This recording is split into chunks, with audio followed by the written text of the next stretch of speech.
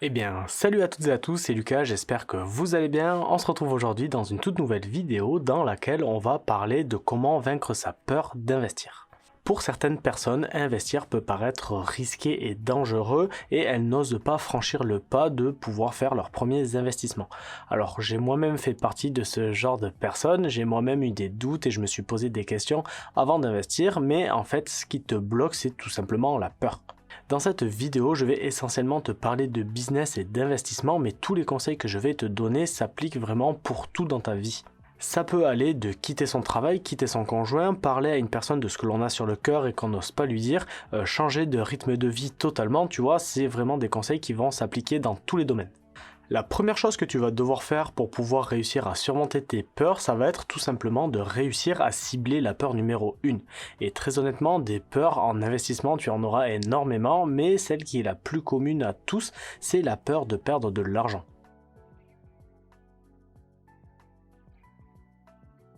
Cette peur de perdre de l'argent, elle est commune à tous les investisseurs et bien évidemment, ça ne fait jamais plaisir de voir son argent dilapidé parce qu'on a fait un mauvais investissement. Par contre, tu auras énormément de méthodes pour réussir à vaincre toutes ces peurs et si tu les prends une à une, si tu prends chaque méthode dont je vais te parler tout au long de cette vidéo, tu verras que tout ce que tu voudras faire dans ta vie ne te fera plus jamais peur. Si tu regardes un petit peu mes vidéos, tu dois savoir que pour moi, un business qui est rentable, ce n'est pas un business qui te rapporte énormément d'argent, c'est tout simplement quelque chose qui va te permettre de pouvoir générer de l'argent et d'avoir l'esprit tranquille. Le but, ce sera de réussir à te créer des revenus sans te poser 36 000 questions le soir quand tu vas te coucher et il faut que tu puisses réussir à dormir tranquille. Si tu fais ça, tu verras que déjà tu seras énormément plus serein et que ta peur, on va dire globale, va s'effacer petit à petit parce que tu vas réussir à avoir quelque chose qui sera adapté à toi parce que tu ne te poseras pas de questions. C'est comme si je te dis, est-ce que tu préfères te créer un business qui te rapporte 100 € tous les mois et où tu ne te poses aucune question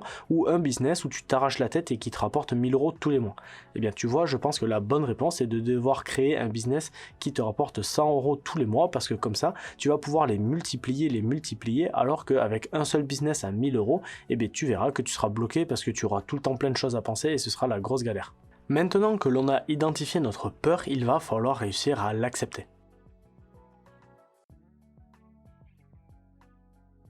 Dans notre exemple, et comme je te l'ai expliqué tout à l'heure en tout début de vidéo, la peur numéro 1 des personnes pour ne pas investir, c'est celle de perdre son argent. Il va donc falloir que tu réussisses à te formater et à formater ton cerveau pour pouvoir comprendre que dans l'investissement et dans le business en général, si tu n'es pas prêt à perdre un petit peu d'argent, tu ne pourras jamais en gagner. Tu te dis peut-être que ce dont je te parle, c'est vraiment du n'importe quoi, mais je vais te donner un exemple et tu verras que tu vas très vite comprendre. Je pense que à peu près tout le monde dans sa vie s'est déjà dit un jour, putain, si je pouvais gagner au loto, ce serait vraiment pas mal et ça me ferait vraiment du bien. Mais pour pouvoir jouer au loto, il va falloir que tu achètes un ticket et donc que tu dépenses de l'argent, en l'occurrence je crois que c'est à peu près 2,50 € pour pouvoir avoir un ticket. Et là tu verras que même si c'est pour du loto et que si tu es un investisseur, je ne te conseille pas du tout de jouer au loto, tu auras quand même instinctivement un esprit, on va dire, d'investisseur où tu te diras ok, je suis prêt à perdre ces 2,50 €, ce ticket, cet argent que je vais payer pour pouvoir gagner, je te dis une bêtise, 2 millions d'euros. Donc là, je t'ai pris l'exemple du loto. En tant qu'investisseur, je te dis c'est vraiment zéro de jouer au loto, mais c'était vraiment pour l'exemple pour te donner que, en règle générale, même les gens qui ne pensent pas du tout à l'investissement et qui n'aiment pas ça, ils ont cet esprit de se dire ok, je suis prêt à perdre cette petite partie de mon capital pour pouvoir en gagner beaucoup plus. Donc vraiment dans ta tête, il faut que tu te dises que avant de pouvoir gagner, il faut que tu sois prêt à perdre. Là, dans notre exemple du loto, tu perds 2,50 € avant même de savoir si tu vas pouvoir gagner tes millions. Et il ne faut pas que tu attendes de te dire ouais, ben le jour où je serai millionnaire, là j'achèterai mon ticket de loto. Tu vois, ça ne marche pas du tout. Il faut vraiment que tu te dises que dans ta tête, il faut que tu commences d'abord par perdre de l'argent pour pouvoir en gagner plus tard.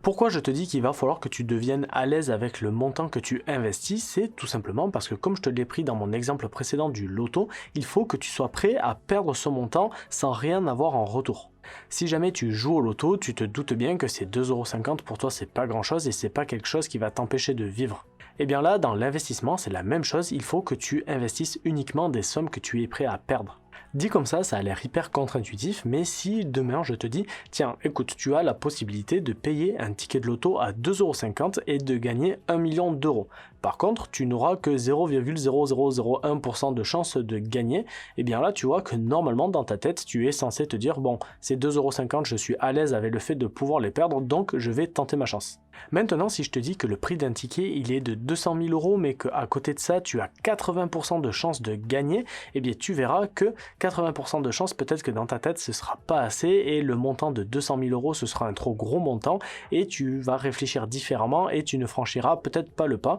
alors que tu auras beaucoup plus de chances de gagner de l'argent avec la seconde solution qu'avec la première. Donc là, je te prends l'exemple du loto, mais dans l'investissement, c'est la même chose. Si jamais tu n'as jamais rien acheté et que tu as une capacité d'emprunt de, on va dire, 400 000 € et que tu n'as vraiment jamais rien acheté, jamais un appart, que tu n'as jamais rien fait, eh bien, tu auras peut-être peur d'acheter ton premier appart, même si c'est pour toi, à 400 000 €. Parce que dans ta tête, tu auras certainement peur de perdre ces 400 000 € et tu te diras, bon, ce que je fais, c'est que je ne vais jamais investir dans l'immobilier parce que j'ai trop peur de perdre, en fait, tout mon capital. Donc ce que tu pourrais faire, plutôt que d'utiliser la totalité de ta capacité d'emprunt, c'est pourquoi pas commencer à faire un premier achat immobilier avec une petite partie de ton capital. Donc par exemple, tu achèterais un appartement à 100 000 €, ou si vraiment tu es très mal à l'aise avec le fait de perdre entre guillemets cet argent, parce que tu penses que tes locataires vont pas te payer, ou que ton bien il ne vaudra plus rien dès demain, eh bien tu pourras aussi commencer par des choses plus petites, comme par exemple des places de parking. Au moins ça va t'habituer avec le fait de faire un crédit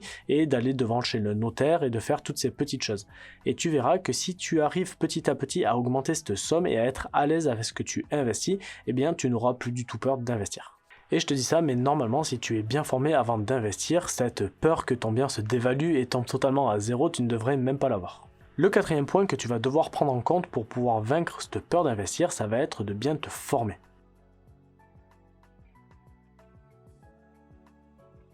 Alors quand je te dis de bien te former, c'est uniquement de ne pas foncer tête baissée dans un projet parce qu'il a l'air sympa ou parce qu'il y a un pote à toi qui t'en a parlé, mais c'est de faire vraiment des recherches en amont et de te former sur comment faire, pourquoi le faire et quel est le projet. Si tu veux commencer par exemple dans l'immobilier, on va garder cet exemple, il vaut mieux que tu achètes des livres, que tu achètes des formations ou même que tu discutes sur des forums ou même dans la vraie vie avec des personnes qui ont déjà investi dans l'immobilier et qui vont pouvoir te partager leur expérience avant de te lancer à te dire vas-y je vais acheter mon appartement et dans 2 ans je serai rentier immobilier, j'aurai 40 millions d'euros d'appartement, les crédits c'est facile, etc. Non, ça ne marche pas, il faut vraiment que tu te formes et que tu comprennes l'immobilier en fait si tu veux avant de te lancer. En plus tu verras qu'au fur et à mesure de ta vie, les formations c'est vraiment ça qui va réussir à te faire gagner beaucoup d'argent. Au début, tu auras peut-être l'impression de dépenser 10, 20, 100 ou 1000 € dans des livres, dans des formations, dans des coachings ou des trucs comme ça qui vont paraître, on va dire, inutiles au premier abord. Mais en fait, là, il faut bien que tu te dises que tu investis en toi et que tu auras un retour sur investissement qui sera énorme avec les années. Alors ça va peut-être te faire rire quand je te dis qu'il faut vraiment que tu investisses en toi parce que c'est la phrase, on va dire, cliché des gens qui font du développement personnel et qui vendent des formations, mais il faut vraiment que tu comprennes qu'ils ont raison et que c'est vrai. Et c'est d'autant plus vrai parce que, à titre personnel, je ne vends aucune formation et pourtant je soutiens vraiment cette idée que de te former, ça va être ta base, ça va être le pilier de tout ce que tu vas entreprendre. Pour que tu comprennes mieux, je vais te donner un exemple. Par exemple, si tu veux investir dans l'immobilier et que tu n'as pas appris à négocier un bien ou à faire une étude de marché, eh bien tu verras que tu vas peut-être acheter un bien au prix du marché, voire même un petit peu plus cher, et le jour où tu vas vouloir le revendre, tu vas être coincé parce que tu ne vas pas réussir à le revendre plus cher, et même si, on va dire, le prix de l'immobilier baisse un petit peu parce que tu as acheté, on va dire, dans un mauvais endroit ou dans une mauvaise ville, eh bien tu te diras, ouais, l'investissement immobilier c'est vraiment de la merde, on perd de l'argent, tout ce que les gens y disent c'est vraiment pourri, alors qu'en fait c'est juste toi qui ne t'es pas formé et tu ne sais pas comment négocier un bien.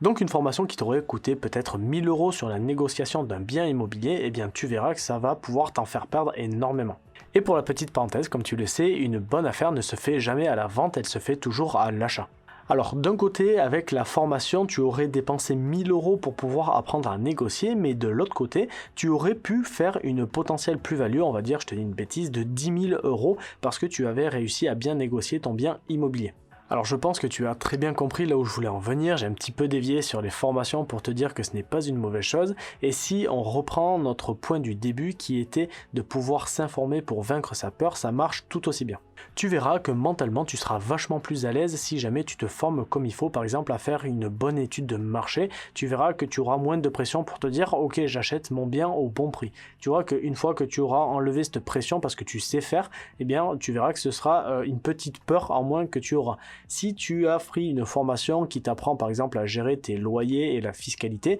c'est pareil, ce sera une pression, ce sera un poids que tu auras en moins. Si jamais tu as pris une formation pour les travaux, c'est pareil, c'est la même chose. Quand tu vas rentrer dans un appartement où il y a des travaux, eh bien tu n'auras pas la pression de te dire oh là là, il y a énormément de travaux, alors que la plupart du temps ce sont des choses qui sont relativement simples et qui ne sont pas très compliquées à faire. Donc là je t'ai parlé énormément d'immobilier, mais c'est exactement la même chose avec la bourse et la crypto. Si tu comprends l'actif dans lequel tu veux investir, tu verras que tu auras ton esprit qui sera hyper tranquille. Par exemple, si tu avais peur d'investir sur les crypto-monnaies parce que tu as peur de te faire hacker, normalement si tu te formes comme il faut, tu verras qu'avec les cryptos il y a énormément de sécurité que tu vas pouvoir mettre en place, et tu verras qu'une fois que tu seras informé ou que tu seras formé, tu le prends comme tu veux, sur le sujet de la crypto et de la sécurité, eh bien tu verras que tu auras un poids en moins parce que tu vas dire ok, en fait c'est vachement simple, j'ai compris le système, j'ai compris comment ça fonctionne, et tu verras que ce sera une peur en moins que tu auras pour pouvoir investir ton argent.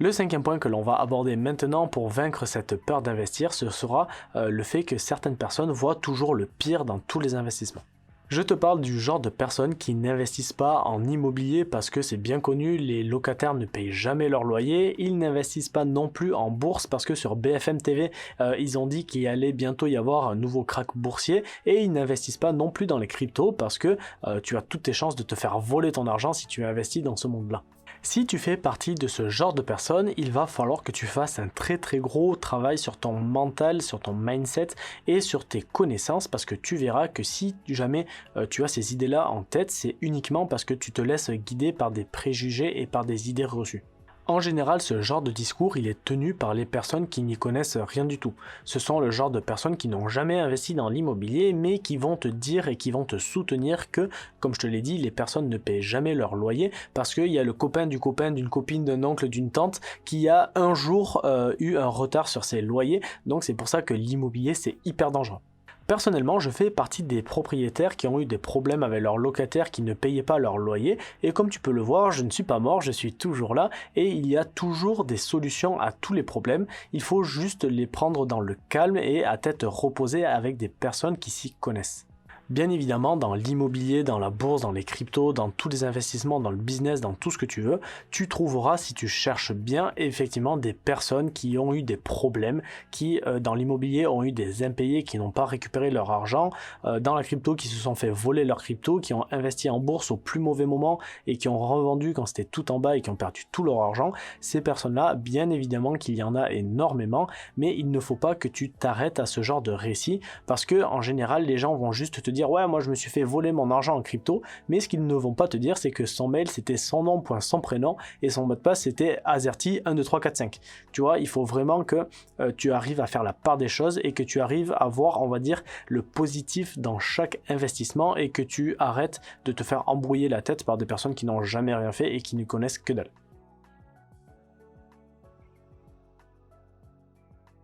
Pour ce sixième et dernier point, il va falloir que tu réussisses à t'entourer des bonnes personnes. Pour reprendre notre point précédent, si jamais tu veux te lancer dans l'immobilier, la bourse ou les cryptos et que tu en parles à Jean-Michel, j'ai jamais rien fait de ma vie, eh bien tu verras que lui, il va te dire que tout ça c'est hyper dangereux, qu'il faut vraiment pas que tu t'y mettes parce que tu vas juste perdre ton argent. Et à force d'entendre ce genre de discours, peut-être que effectivement ça va pouvoir te décourager et te démotiver. À côté de ça, si jamais tu as un entourage de personnes qui ont déjà fait ce que tu souhaites faire, tu verras qu'il sera beaucoup plus facile pour toi d'y arriver parce que tu vas pouvoir t'appuyer sur de vrais témoignages, tu vas pouvoir avoir l'expérience de personnes qui ont vraiment déjà fait des choses, et tu verras que là ce sera beaucoup plus simple de passer à l'action et de faire tout ce que tu veux faire dans la vie, parce que ces personnes-là vont être bienveillantes envers toi, elles vont te dire qu'effectivement il y a des risques, mais ils vont te dire lesquels et comment les contourner, et tu verras que si jamais tu as un bon entourage, il sera vachement plus simple pour toi de passer à l'action.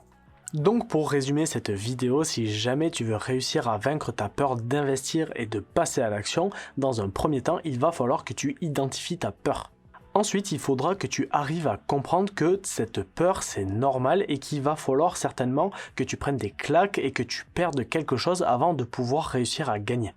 Tu sais ce qu'on dit, il faut que tu sois disposé à perdre sur du court terme pour pouvoir gagner sur du long terme. Une fois que tu auras assimilé tout ça, il faudra que tu sois à l'aise avec le montant que tu investis. Il vaut mieux que tu investisses une somme qui est un peu plus petite et que tu sois à l'aise et que tu dormes tranquille, plutôt que d'investir tout ce que tu as dans un actif et que tu n'endormes pas la nuit parce que c'était beaucoup trop gros pour toi. Et pour finir, il faudra simplement que tu sois bien informé sur l'investissement que tu veux faire. Il faudra que tu réussisses à voir le verre à moitié plein plutôt qu'à moitié vide. Il faudra que tu réussisses à te faire tout un entourage de personnes qui ont déjà fait ce que tu souhaites faire. Et il faudra enfin que tu réussisses à arrêter d'écouter les personnes qui n'ont jamais rien fait et qui te disent que de la merde et qui te rentrent dans une espèce de spirale négative. Alors bien évidemment, je te dis tout ça en mode c'est facile, mais ce n'est bien sûr pas du tout facile. Il faudra que tu fasses beaucoup d'efforts et que tu t'entraînes à améliorer chacun de ces points pour pouvoir avancer et pour pouvoir vaincre ces peurs, que ce soit d'investir ou de faire, comme je te l'ai dit, autre chose. Et tu verras que si tu arrives tous les jours à vaincre, on va dire, une petite peur, que tu arrives à améliorer l'un de ces points tous les jours, eh bien d'ici quelques années, tu vas avoir une espèce d'habitude qui te permettra de ne plus jamais avoir peur, que ce soit d'investir, que ce soit de franchir le cap de quelque chose, que ce soit de te lancer dans une nouvelle vie, et tu verras que ce sera beaucoup plus facile pour toi de vivre sans cette peur de te dire est-ce que je vais réussir, est-ce que je vais échouer, est-ce que les gens qui sont avec moi vont me juger, est-ce qu'ils vont m'aider, est-ce qu'ils vont ne pas m'aider. Tu vois, ça c'est des questions que tu ne te poseras plus jamais si jamais tu arrives à améliorer ces 6 points dont je viens de te parler. Donc nous voilà déjà à la fin de cette vidéo, merci de l'avoir regardée en entier. Si elle t'a plu et qu'elle t'a appris des choses, n'hésite pas à me mettre un gros pouce bleu, ça me ferait énormément plaisir. Et en attendant la semaine prochaine que je publie une nouvelle vidéo, n'hésite pas à t'abonner et à activer la petite cloche de notification pour ne pas la rater. Sur ce, je te fais des bisous, porte-toi bien et à la semaine prochaine, ciao ciao.